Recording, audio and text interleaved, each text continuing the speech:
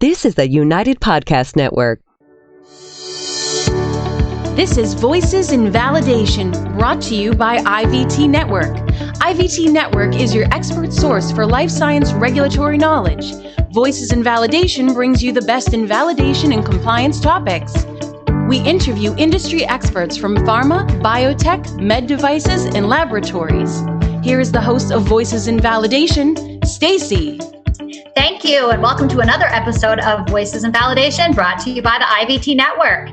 It's interesting. This week, we're going to talk about working in a data-driven industry. And as life science leaders, we all understand that our decisions are only as good as the quality of our data. Ensuring data accuracy and consistency throughout its life cycle is what data integrity is all about. As we are swimming in data, we must recognize that not all data is good data, nor is it necessarily important to the outcomes of our organization. So on today's episode, we invite Chris Wubbolt back to help us better understand how to establish criteria around critical data and managing it within the data integrity programs of our business. So welcome back, Chris. It's great to have you with us again. Thanks, Stacey. It's always a pleasure to be here. Excellent. Thank you so much. I'm going to dive right in on this, Chris, because I know, most of us have heard the term critical data before, but defining what it is important. So let that be our first question to you. What is critical data, and why is it important to define it? Yeah, that's always a great question. And the reason why I thought about this topic for a podcast was because one of the companies that I work with, they actually came to me and said that they were cited for their procedure stating that they'll take certain actions on critical data, but they didn't define critical data anywhere. So that was actually the reach out to me. What is critical data, and what do we do with it? So critical data, basically, I think we have to look at that, and probably from different perspectives. So we have the GMP regulations for manufacturing, good clinical practice regulations for clinical studies, and also GLP for non-clinical studies. So I think for GMP data, and this needs to be defined within your data integrity program or your data governance program. Critical GMP data would be any data, to me at least, and again, there might be other examples of this, any data that would be used to support product release, and any associated safety data, and then also any manufacturing data. So that could be laboratory data, manufacturing data, or maybe some AEs that are submitted for marketed product. Then for clinical data, critical data may be defined as, again, any safety data. Safety data is always important. And then for clinical studies, any primary or secondary endpoint data, and then also investigational medicinal product accountability. So, ensuring that the IMP is accountable and reconciled and so forth. For GLP, for non-clinical studies, I would consider the critical data to be any raw data that would support the clinical study. So data that's generated or collected for animal studies, bioanalytical laboratory data, which could also be for GCP as well, and also any dose formulation or test article formulation documentation to support those processes. So that's how I would define critical data. There may be other definitions also for critical data. And I want to just also emphasize that there are other classifications of data, for example, personally identifiable information or personal information. And that is not, I'm looking at it mostly from a GXP compliance perspective, not necessarily anything that might be associated with GDPR, for example, or any other privacy or restricted data or information. There are other controls that need to be associated with that type of data. Sure. So when we're talking about critical data, then we're really just talking about integrity, the data integrity, as far as it applies to GXP, correct? Yeah, and what that data is used for. So, right. Manufacturing data, release data, primary or secondary endpoint data, anything that's any safety data, anything that's associated with the conduct of a study or release of manufacturing materials. Understood. for a manufactured product. Excellent. Okay, great. So now we understand that. What are some of the first steps then in establishing the criteria desired to identify critical data? Because I understand that can differ from organization to organization, correct? Yeah, for sure. So definitely want to establish the criteria, the definition of critical data within your SOPs or your policies. And there may be different types of data that you have to look at. From a manufacturing perspective, for example, I would look at specifically your manufacturing process flows to determine what are the key aspects of the manufacturing process, what are the critical to quality attributes that need to be assessed, and those are good steps in how to identify what data may be considered critical versus non-critical. Okay. So once you then define your critical data, you've worked that out, put it in your SOPs, you've really defined what it is. How do you begin to fully integrate it into your data integrity program? Yeah, so that's a good question. And once you identify what critical data is, so again, your procedures, your policies, your governance program, that should define the criteria for what is critical data. And then you need to define what that critical data is within your documentation also, maybe your validation documentation for different systems. And it's important to do that because how you classify what is considered critical data may impact decisions on the controls that you need to secure that data, to ensure that the data has integrity, to implement data integrity controls, and how much data is reviewed. So it's really a mechanism that will allow you to make decisions on better decisions on the data that's used and how to support your processes. And Chris, how does this critical data impact validation or the process of validation? To me, I think it directly impacts validation. We're talking about, everyone talks about the risk-based approach to validation, and GAMP5 Sure. is a risk-based approach to validation of computerized systems. So the more critical the data that system may generate, or the more critical that system is, the more extensive that validation activity should be. So for that system. So if you have a system that is used to collect what might be considered non-critical data, then you may not need to validate it as extensively as you would for data that might be considered critical. So, in validation, you can validate for months if you have the time and still not be finished. So everyone always talks about what is the right amount of validation, what is the scalable right amount of validation, not too much, not too little. And the definition of critical data or non-critical data can help you determine what that validation approach might be for that particular system. Sure.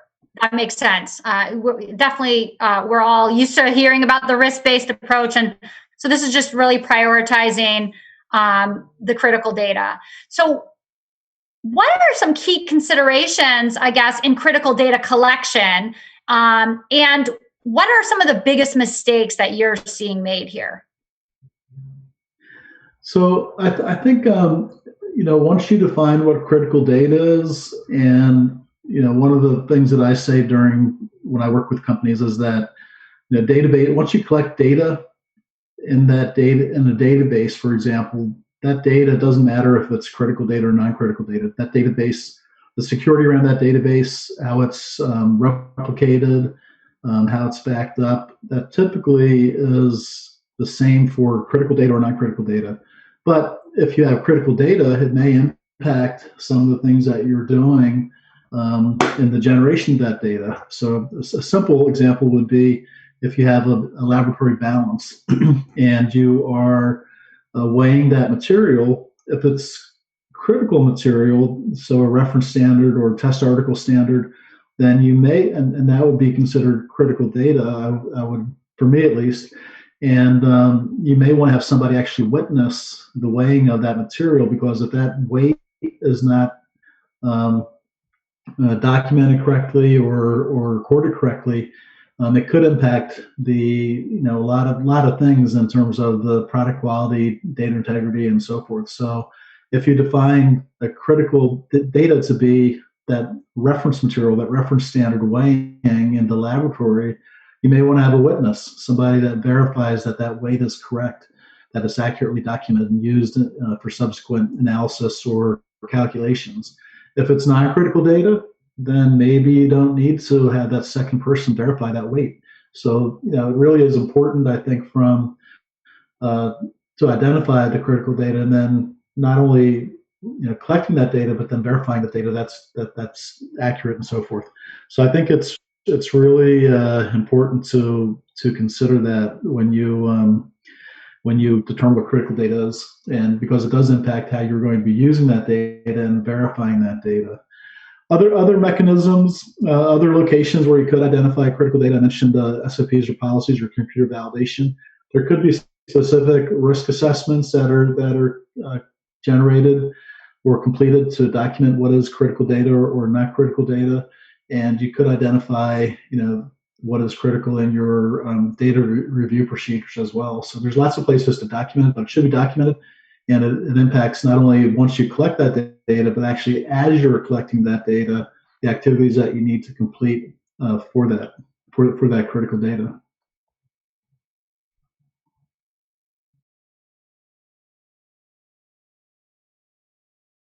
So, Chris, I'm hearing you say that critical data and non-critical data may be stored in the same database, maybe even in the same, Excel spreadsheet or something, right? But and of course you would maintain it from that one spot. Are there any special protections of critical data records that we should be mindful of here, or do you kind of treat the entire database the same? I think the entire database is handled the same generally. Okay.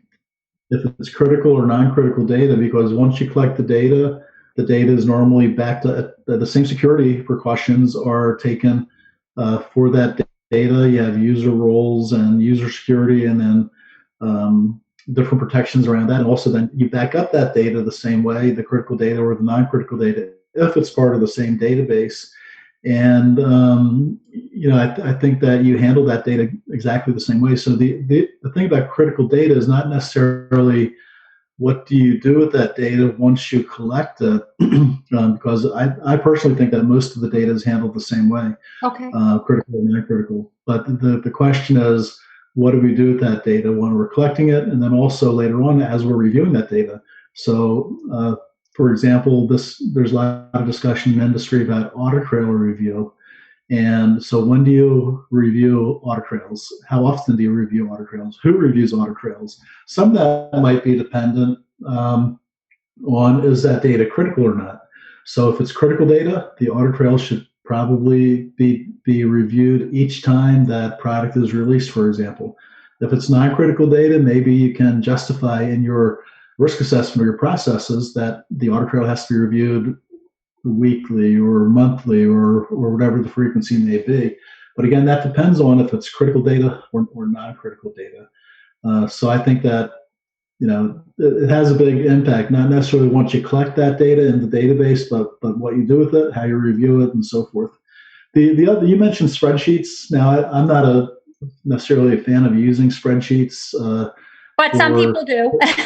They do. I know. But there are some problematic issues around that. But if you define, sometimes spreadsheets are used to keep track of, lists of approved suppliers, depending right. on the company or the organization. If they're not a large company, for example, or there could be spreadsheets that are used to generate calculations for test results that may be used to release products. So if you're maintaining a list of approved suppliers in the spreadsheet, you probably have other supporting documentation around that. So the approved supplier qualification process and so forth. But you may not need to have, that's not quite as critical as data as a spreadsheet that might be used to calculate results that are used for release of product or to determine the correct dose during an animal study. So if those spreadsheets are used for that. So that's another example of spreadsheets of identifying what is critical and what is not critical and how you manage those processes. Is a spreadsheet. Very true. Is it very true. Things like that. Yeah, so I wanted to talk a little bit more about some of the challenges around critical data and record control. So if you can highlight a couple of examples where data collection or storage failures maybe have happened, then you've seen negative results from that. Yeah, I think one of the biggest challenges is really defining what critical data is within your organization and identifying that correctly. So, but there can be significant failures for if that data, if the appropriate controls are not applied for that data or that storage process. I know one company that I was working with, they had an issue where they had images that were used to calculate results, and the software and the system they were using were basically the images were lost, and they were not able to recover those images because they didn't have adequate controls. Those images that were used to calculate results that were going to be used to release material or release product, they were critical, but they didn't apply the appropriate controls around that critical data, and the data was lost, and they had to go through a lot of forensic investigations, sending out hard drives to forensic organizations to try to recover data and all sorts of different things because they didn't apply appropriate controls to that critical data. And you don't want that to happen because that's definitely an integrity issue, a potential data integrity issue. Yeah, and it takes a lot of time and resources to try to backtrack and figure out, as you mentioned, where things went, what happened to some of the data, or and that's just time better spent elsewhere in the organization, I'm sure. Yeah, that project that I referred to, I must have had probably 6 to 8 meetings with multiple people within this organization, and they had to pull lots of documentation. They had to go back and check, provide additional information, request additional information from the forensic organizations that they used, and it took a lot of time, and my time and also their time. Not just one person, but maybe 5 to 6 to 8 people at each meeting that we had. High level people also.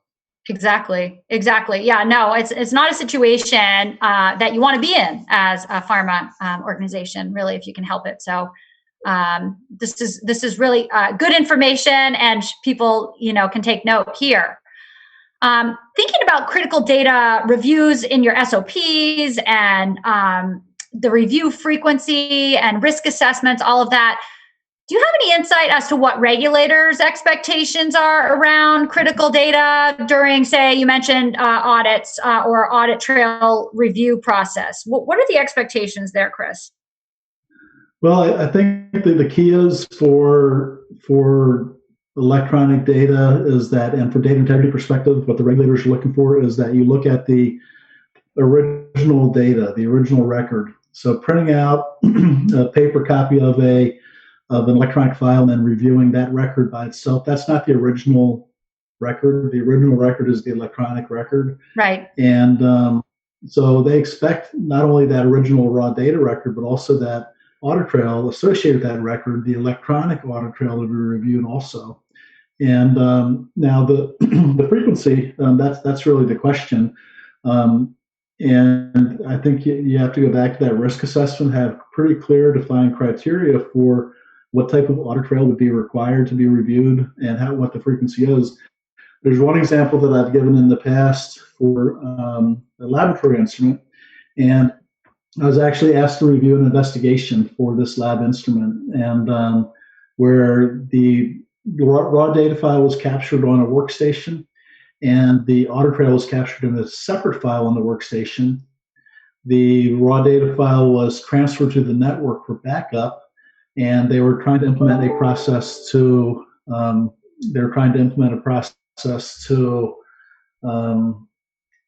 automatically transfer the audit trail also to the network instead of maintaining on the workstation.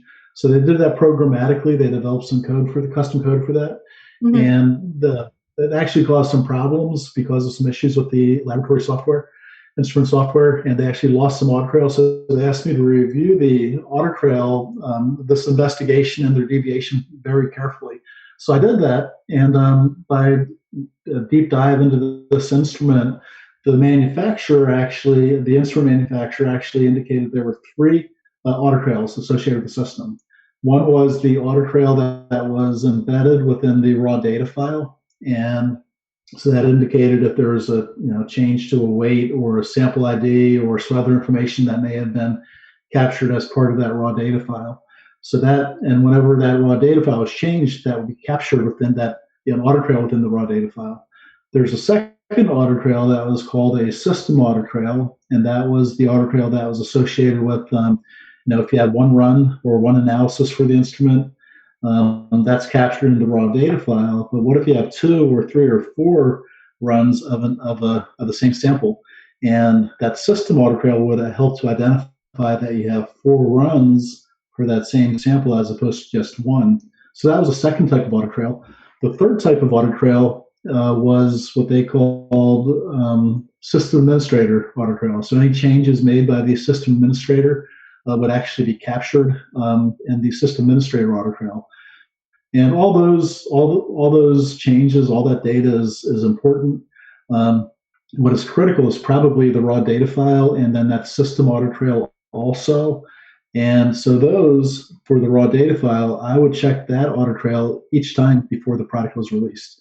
The system audit trail, I would also check each time before the product was released, because you don't know if there was one change or a run for that sample, or if there were 3 or 4 runs. So again, if you only report 1 run out of 4 without scientific justification, then it's a data integrity issue. You're not reporting complete and accurate data for that analysis. So I would, my choice would be to review that system audit trail also with the release of each test result. The administrator audit trail, so the administrator audit trail should be restricted to probably 2 or 3 people. You shouldn't have more than that many administrators in an organization for a laboratory instrument. So there's not as many people that have access to the administrator functions.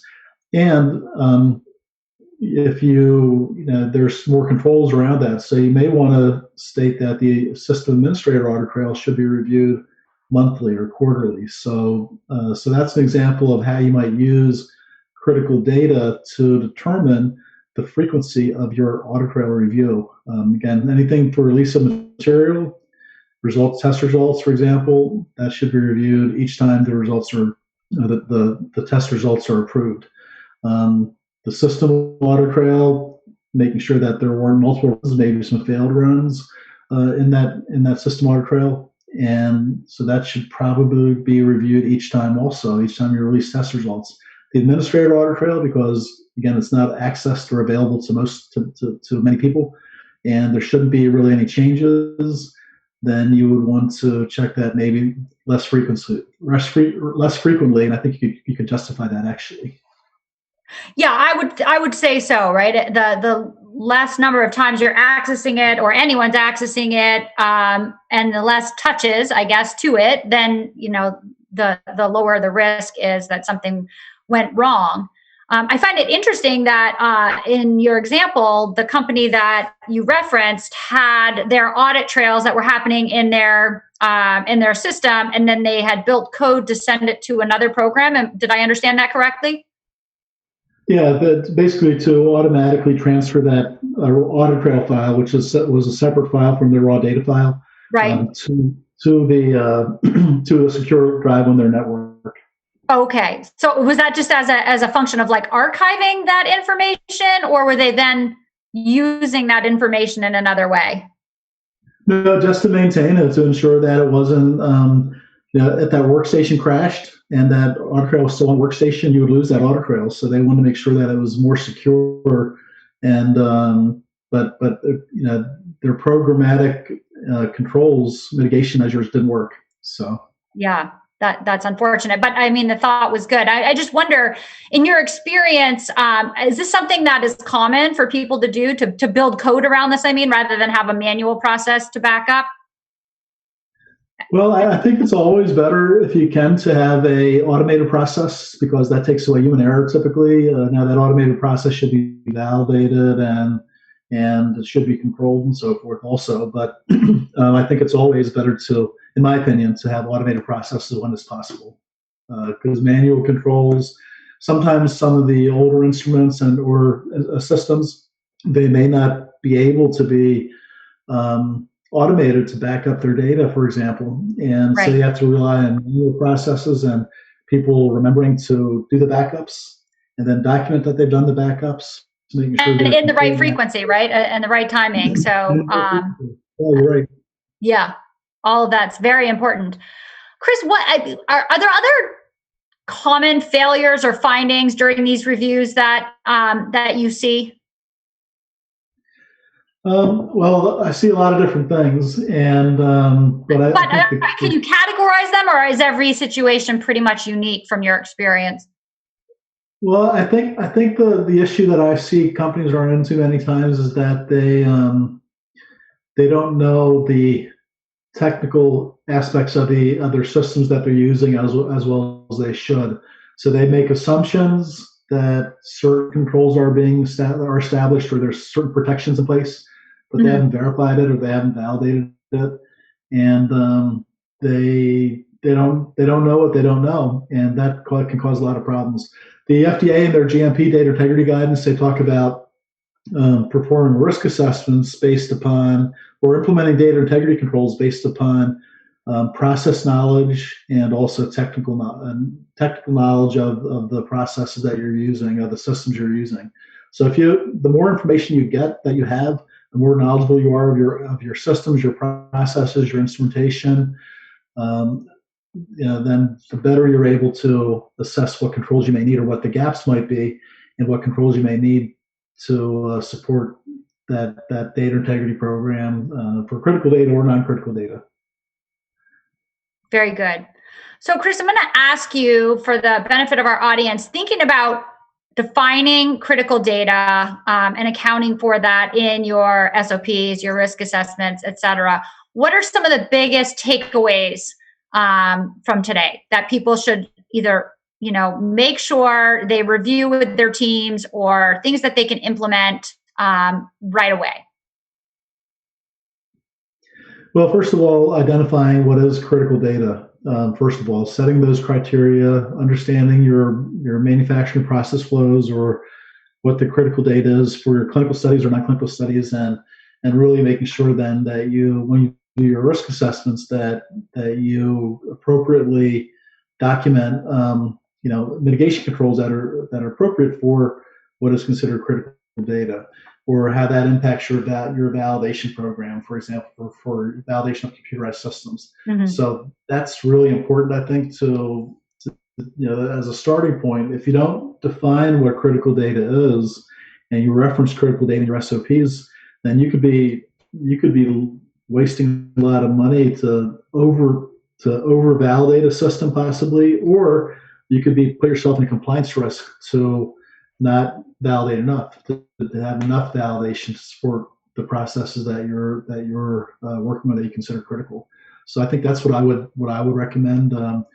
Just really understanding and classifying your data, making sure you have clear criteria, and that you fully understand what is critical data versus non-critical data, and then what do you do with that data after you classify it. Sure. No, perfect. I just wanted to reiterate that. It is so important to clearly define what critical data means to you as an organization. And of course, it's based on the impact that certain data has, right, on the integrity of your product. So before we get ready to close today, you've shared a lot. I just want to see if there's any additional thoughts or comments you'd like to make to our audience before we wrap up. Well, I'm a big proponent of just becoming very knowledgeable and understanding the systems and processes that you're working with. They could be processes that you have in place for systems that you've installed at your facilities, or they could be processes or software that you are using as a software as a service application. And I do a lot of these assessments, and I dig pretty deeply into these different systems and processes. And more times than not, I actually find that the questions that I'm asking, people don't know the answers to, in terms of how single sign-on impacts security, for example, or electronic signatures, or how to properly configure an application to ensure that the correct audit trails are being collected and generated, or the appropriate security controls are being implemented. So there's getting enough information, really understanding your processes. If you're relying on software as a service, relying on the vendors too much for their controls without really verifying that, and that's a big issue that I see often. Also, even if you're have a license for a software as a service application, it's still your system that you're using to support your manufacturing processes, your clinical data, your non-clinical studies, and so forth. So you have to be responsible for it. You have to be knowledgeable of that. That doesn't mean you can't work with the vendor in that situation to get more information, but or become more knowledgeable, or for them to help you. But you have to be aware of what the controls are. It is your data. It is your study. It is your process. Absolutely. So, I guess the bottom line from today is to know what your critical data is, to understand what your processes are and how the pieces fit together, and to really just make sure that your team is responsible for every aspect of what you do, right, throughout the life cycle of the product, and be accountable for what's happening in your organization. I think we hear that said again and again. Yeah, it's your product, it's your process for those companies, and they need to take responsibility for it. Just like in the old days before, you would be expected to understand those processes for your systems and sure the appropriate controls are in place. Right. Absolutely. Well, thank you, Chris, for sharing that information with us today. Such some great tips for folks. And I'm sure if people have additional questions, they can reach out to you. We'll definitely be sure to include your contact information in the show notes for today's episode, because some folks may have some follow-up questions about really how do they define the critical data in their company, with given certain specific examples or specific things that are going on for them that might be unique or different from what other companies in the industry are going through. So I want to make sure we have some follow-up information or wait for people to reach out to you if that's okay. That's not a problem. Awesome. Well, thank you again, Chris, for being our guest this week. As always, it was a pleasure to have you. Thank you very much. And anytime, I look forward to these, and I'm looking forward to the next one also, whenever that might be. Thanks. Likewise. I also want to give a big shout out to our producer, Ben Kitchen, and the Studio 21 Podcast Cafe. And lastly, a big thanks to you, our valued listeners. If you have topic requests or guest suggestions, you can message us via LinkedIn or through our website. If you enjoyed today's episode, head on over to your podcast player of choice to subscribe, rate, and leave a review. Plus, don't forget to share with your friends, colleagues, and online networks. We appreciate your help in spreading the word. For today's show notes and resources from this episode, please visit www.ivtnetwork.com. We'll be back again next week with another great discussion. Until then, be well.